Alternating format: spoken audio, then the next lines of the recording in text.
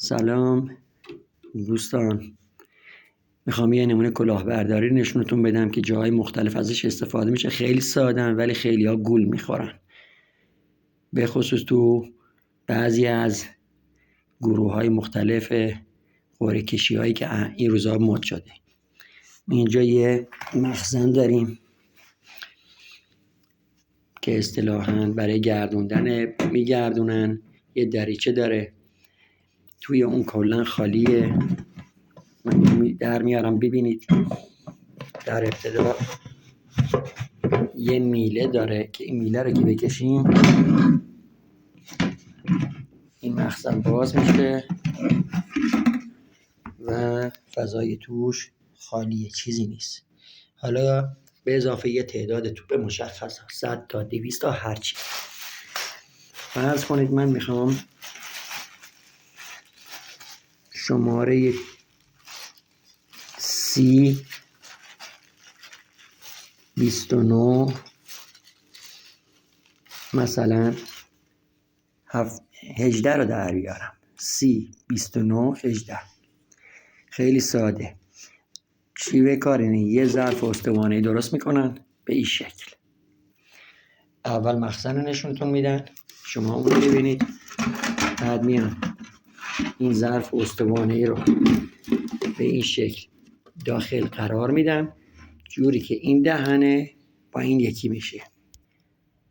خب استوانه رو قرار دادیم، استوانه به این شکل قرار میگیره داخل، از بیرون هم هیچ نمایی نداره. در ورودش اینه،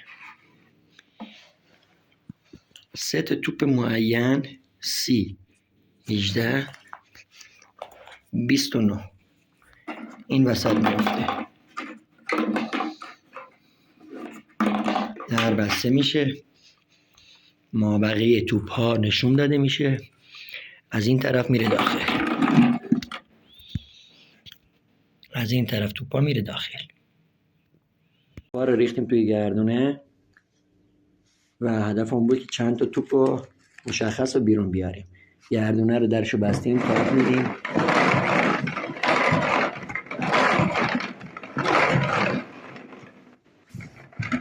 یه توپ از اینجا میافته بیرون. به نظر شما چنده؟ 29. دوباره گردونه رو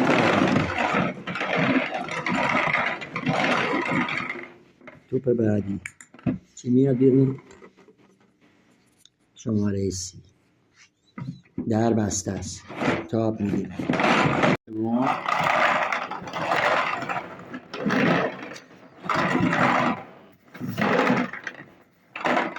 توپ سوم من بیرون افتاد اینجا، 18 توپ 18. حالا فکر کنید من میخوام شماره 7 رو در بیارم. توپا رفته این داخل، از طریق استوانه اینو میفرستن داخل، این دیگه جدا شده وای میسه، در بسته است. توپ شماره 7 متعلق به خانم جیندرلا، برنده خوشبخت این هفته جیندرلا.